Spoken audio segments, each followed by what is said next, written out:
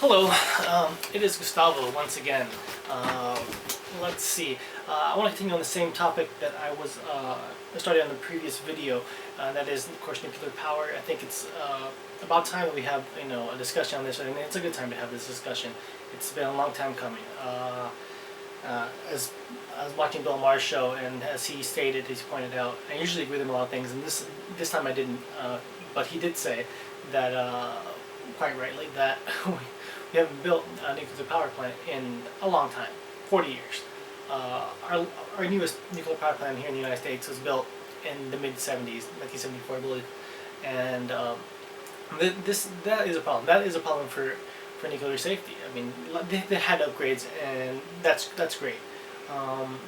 And this last couple of years, I think politicians called a renaissance of nuclear power that was about to begin. I don't think went far enough because, like I said, most of our plants are aging and they need to be replaced anyways. So the plants that are proposed barely make up for, are not going to increase the amount of nuclear power we're going to have unless we rebuild or replace the plants that are currently need to be replaced. They're old, they're aging. So then there's people that say some pretty absurd things. Listen, let's say, take is that this person. we're not investing in the options that, regardless of whether or not we think nuclear is safe, you're not going to convince me that something made to blow things up won't blow things up. But Right. Well, for information, nuclear materials, nuclear power can be used for many purposes that won't blow things up. Okay, yes, they use nuclear weapons and to power nuclear subs, and those don't blow up very often. Maybe those are cover-ups. People think they're cover-ups. Okay, fine. Nuclear medicine, your CT scans, your radiology, all nuclear medicine, right, and chemotherapy. We actually source those materials from nuclear power plants, and there's actually a shortage right now. But not to get into that, those don't blow things up. Okay, neither do nuclear power plants. Nuclear power plants cannot blow up like a nuclear. This is ignorance of science and how of nuclear chemistry. I mean, there's not the easiest things to understand, but it's also ignorance because any expert can tell you this, right? The concentrations of the nuclear material is not high enough to ever explode like a nuclear bomb. If we saw in Fukushima, they've had problems with the nuclear reactor itself, and even if the nuclear reactor itself were to melt down, there's a very good chance none of that material would escape because it'll all be contained within the reactor. The problem they had is with the spent rods, and I'll get into that in a minute. Let's go to, let's say, here somewhere.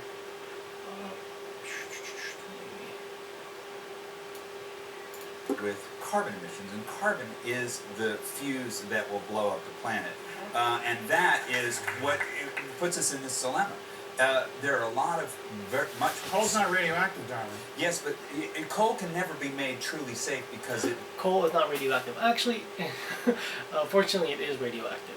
And not only does it produce carbon emissions and lots of other volatile chemicals, compounds, most of which I think, according, they have clean coal now that filters out a lot of this stuff, which is good. But it still produces lots of CO2 and carbon emissions, and it still produces radiation. According to Wikipedia, I will provide a link below, the radiation of coal plants on average is produces 3 times more radiation than a nuclear power plant. So if you live between a nuclear power station and a coal-powered power plant, you'd be safer and get less radiation by moving towards the nuclear power station. So that's absurd. I mean, it's strange that you have a conservative being, the light of science and reason on the panel. So, he defended it as well as he could, I think. But he did miss quite a few things, and a lot of points I want to make.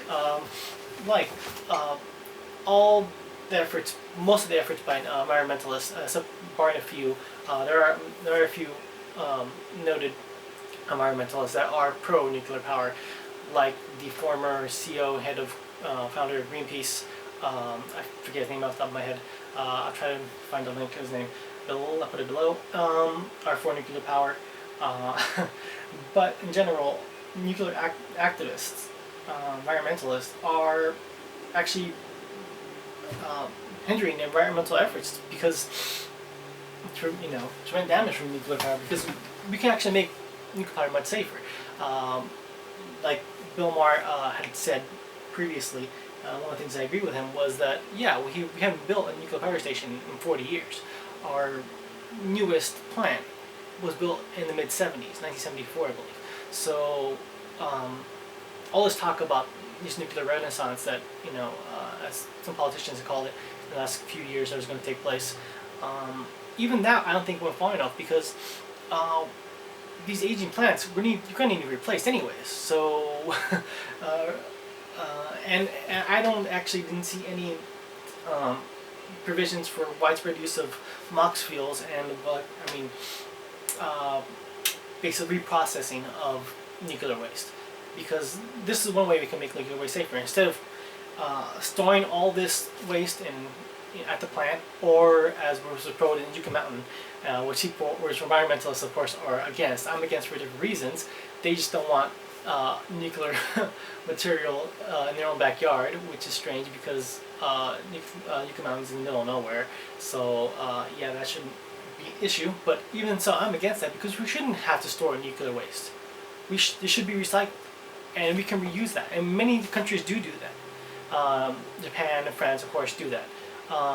So we don't have to store nuclear waste. That's ridiculous. It can be reprocessed into mixed oxide fuel, MOX fuels, and also we can use the surplus of military weaponized grade nuclear materials, and we can use that, mix that with different other nuclear materials, fissile materials, and use that into MOX fuels, and get rid of those, and reduce our weaponized stockpiles.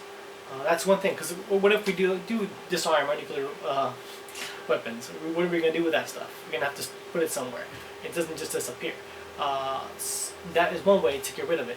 And with recycling and reprocessing fuels, we can, by some estimations, reduce our waste of nuclear waste hundreds of times to thousands of times less than we produce if we reprocess it.